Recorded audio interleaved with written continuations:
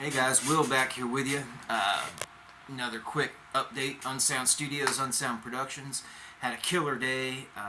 Had the day off, which was completely unexpected. We worked Saturday, drove home Sunday, and I got a call. I guess it was Friday evening that the location that we were picking up equipment for Monday was going to be closed. So I had to push everything back a day because we couldn't get our equipment. So had an unexpected day off. I don't know if it's a good thing or a bad thing yet, but man, I was all over the state, all over Florida last week. Went to a bunch of record stores. Got kind of a funny story, but I think I bought records from like 4 different stores, so I'll get into it. Let's see. First one. This is for Eddie at Realms of Metal. He was doing a Love or Hate 'Em video and Ghost. I was telling him that I really am not that familiar with Ghost, and I know this is the latest one the record store had, Pantomime, 2023. I'm sure people that are familiar with Ghost probably are going to tell me to get different albums, but man, I really don't know them. I know they're popular, but I don't know a damn thing about them other than they dress up. Put this on the first side. First song sounded like something that comes off of like Iron Maiden, Seventh Son of a Seventh Son, real groove and a lot of harmonies and soloing sounded good. And the second one was a little more poppy, sounded like Bon Jovi or something. But I'll dig it, man. I don't care how popular a band is. I'll get into them. I'll somebody recommends a good band to me, I'll get into them. So yeah, Ghost. Don't know too much about them, but I'll jam them. Went through Gainesville, and of course had to get another Hot Water Music. This is Fuel for the Hate Game, their first ever album, first ever full length. So yeah, Hot Water Music, Fuel for the Hate Game. Love these guys, just really authentic punk rock. Of course, I keep talking about them. Man, how about this? How about the new Voivod? Getting vinyls. I'm not getting a lot of the old CDs I have, so a lot of the stuff I'm getting is brand new. But yeah, this came out in 2022. Man, I'll tell you what, Synchro Anarchy. This thing, I was blown away. I listened to the first 3 songs, and man, the cleverness, the riffing, it's just time signatures. It's everything I love about this band and more. I would say, as far as old bands that have good albums that are still coming out with good music, I gotta listen to the rest of this. This blew me away. So, Voivod. How about this one? I got these out of Jacksonville. How about Misfits? 12 Hits from Hell. I know this used to be this is a bootleg, not an official release, but I know this used to be really expensive, really hard to find, because it's widely considered as the best production quality of any of the Misfits albums. A lot of these songs are before Glenn walked on them. When I say walked on them, Glenn, when he got in all the legal disputes, he went and re-recorded a lot of guitar parts, a lot of bass parts, even drums. So a lot of those like collection Misfits, and even some of the other ones, you're not really hearing the studio versions of the songs. And this one you are, and it's totally different, great versions of the songs, really great quality. Halloween, Vampira, I Turn Into a Martian, Skulls, London Dungeon, Night of the Living Dead, Horror Hotel, Ghouls Night Out, Astro Zombies, Where Eagles Dare, Violent World, Halloween 2, London Dungeon, Alternate Take. But yeah, one of my local places has a bunch of these, and I'm sure they're available online. But man, for a while there, I couldn't find this, which isn't saying much. But okay, probably my new favorite LP full length that I own is right here. Anthrax, Fistful of Metal. Now, I've seen this quite a bit, and I've seen 7 inches of a lot of the singles and everything, but man, this is like the 1992 Megaforce version, and I just had to get it. It's got that 90s production quality to it. Killer vinyl. Man, out of all like the big 4 debut albums, this is probably my favorite. And of course, this doesn't even have Anthrax's main lineup. It's got Neil Turbin on vocals, Dan Lilliker on bass guitar. But man, Amazing, amazing. I actually was listening to this earlier, listened to it the whole way through, and had a few extra hours playing around the computer. I actually made a version of Metal Thrashing Mad.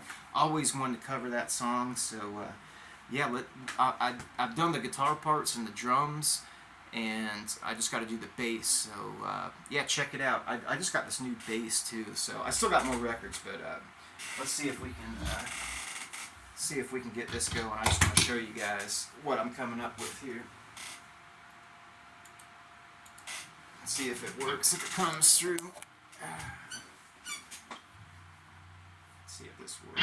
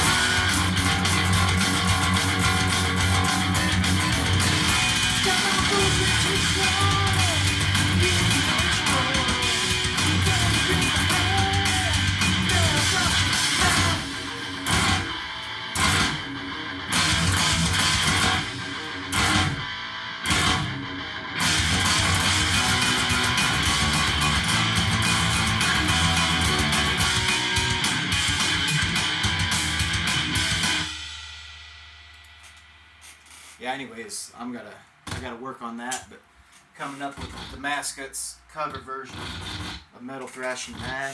Get that chord off there, right there. Okay, let's see what else we got. So yeah, Anthrax. That is a freaking killer album. Really excited about that. How about Suicidal Tendencies? This is one of their newer albums. Still psycho-punk after all these years. This is the album with Dave Lombardo on drums.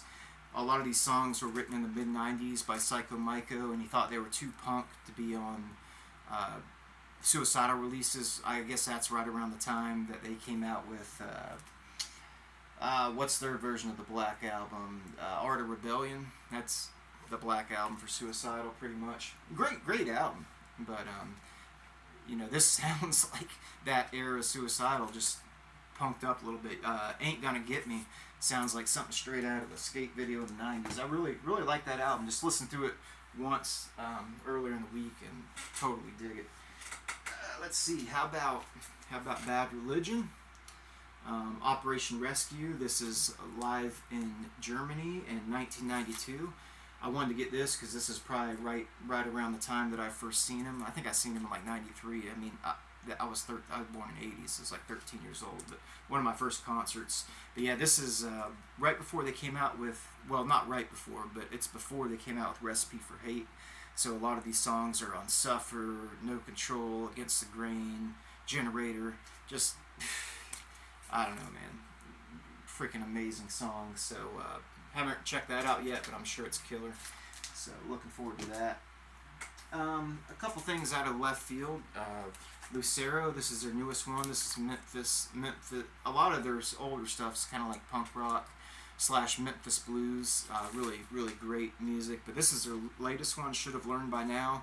Of course, it's probably a little bit slower. There's still some punk rock style songs on here, but they're getting older and music has grown accordingly. And then right before that one, Lucero. This one is called When You Found Me, but there's a single on here that I'm familiar with, Outrun the Moon. There's a real cool version of Outrun the Moon, a lyric video.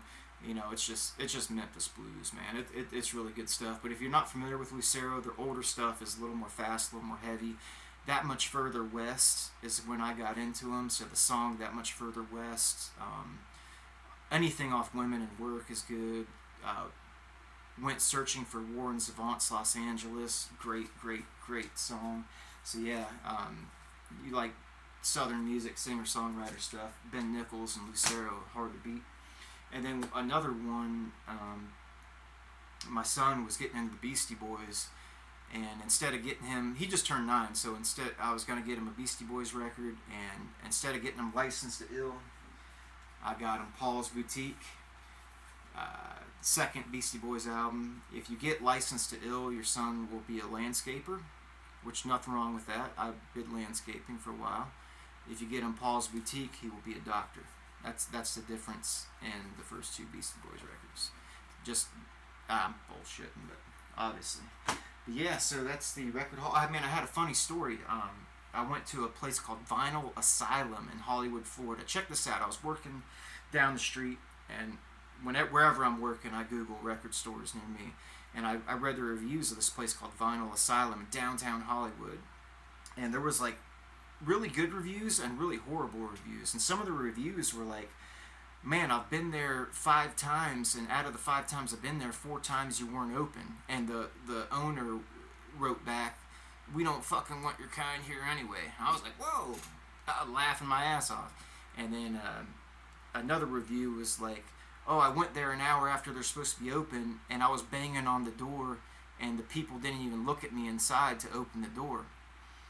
And the reviewer was like, you should have fucking called on the phone. He's cussing on the reviews. You should look at Google reviews on Vinyl Asylum.